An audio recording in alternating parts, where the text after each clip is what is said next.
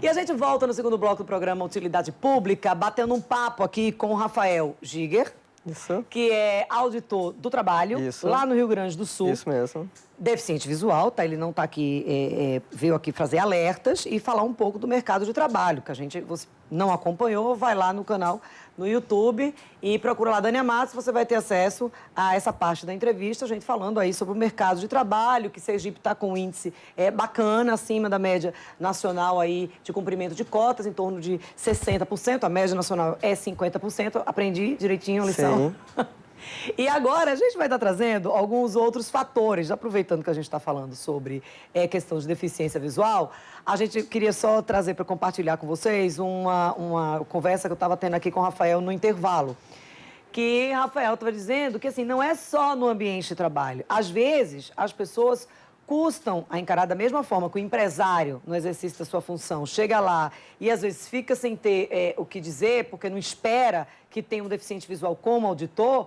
Quando você sai à noite, também surgem aí alguns fatos. Sim, sim. Não deveria ter te contado no intervalo, hein? Mas, enfim, é muito verdade, né? Infelizmente, sim. Eu gosto muito de dançar, né? Então, eu vou nas festas de noite com meus amigos e as pessoas que não me conhecem, se eu vou numa festa que eu não conheço, as pessoas estranham o que aquela pessoa está fazendo fantasiada de deficiente visual. Quer dizer, é tão absurdo para eles aceitar que tem um deficiente visual também se divertindo de noite, que vão lá abordar. Claro, algumas pessoas bebem um pouquinho mais, ficam mais falantes, mais corajosas e vêm brigar. E é muito interessante que elas nunca vêm perguntar, olha, que interessante, tu é realmente deficiente visual? Notei que tá de bengala e óculos. Não, as pessoas já assumem que eu estou me fazendo de deficiente visual. Eu tenho um resíduozinho visual também, às vezes eu consigo me desviar de uma coisa ou outra, que aumenta a certeza das pessoas, né? Ah, não, ele está se fazendo para obter algum tipo de vantagem. Não sei que vantagem eu obteria, né, numa festa de noite, fantasiado de deficiente visual. Mas para isso é tão absurdo que eles vão lá brigar comigo. Tu tá aí se fazendo de deficiente visual. E aí você tem toda uma leveza que, claro. Inclusive, eu queria aproveitar para um outro fato que ele contou aqui no intervalo, sim. Festa fantasia. Sim, adoro, né? Adoro festa fantasia. E eu sempre vou fantasiado daquele super-herói, o Demolidor, né? Que ele é deficiente visual. Para quem me conhece, é uma piada pronta, né? Agora, quem não me conhece, é muito engraçado que é muito confortável, porque o Demolidor, pelo seriado que me explicaram, né? No começo, ele usa uma meia preta na cabeça, tapando os olhos. E daí as pessoas reconhecem logo o personagem e vêm me cumprimentar. Nossa, tu botou uma fantasia tão boa, mas tu te puxou tanto na fantasia que tu botou uma fantasia que tu não consegue enxergar com ela. E tu aceitou não conseguir enxergar na festa para poder usar fantasia. Então as pessoas acham muito legal que eu não estou conseguindo enxergar na festa por causa da fantasia, né? Mas quando eu vou realmente, a paisana, vamos dizer assim, né? Mas como deficiente visual, daí não pode. Daí é feio, daí tem algo estranho acontecendo, né?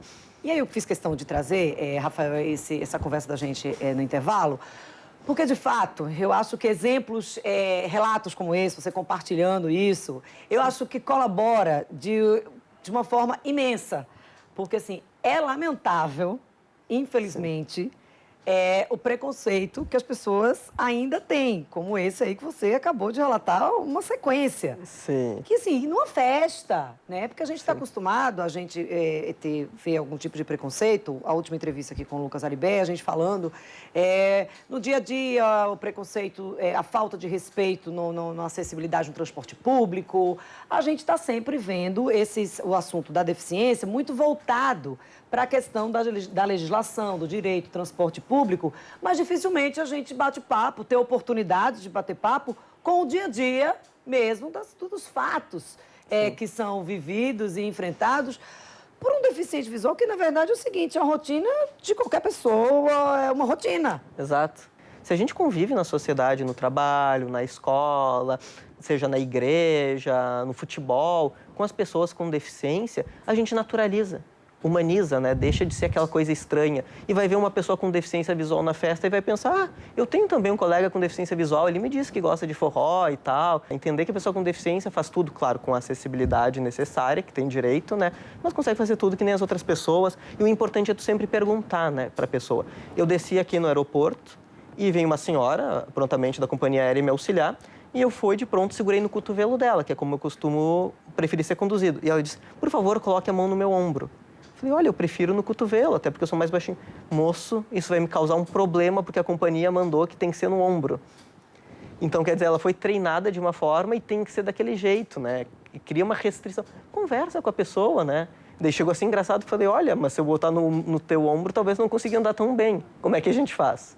Daí ela deu um riso constrangido, porque ela estava realmente nervosa, me deixou colocar no cotovelo dela, mas de uma forma bem desconfortável. Então, assim, o importante não é saber como funciona as pessoas com deficiência, até porque cada um é completamente diferente do outro. A gente tem muito a avançar em relação a isso. Eu agradeço aqui, aproveita que eu citei o Geraldo, pela gentileza, pela simpatia, pela delicadeza dele, porque eu fiz as perguntas todas antes de começar. Para quem eu olho?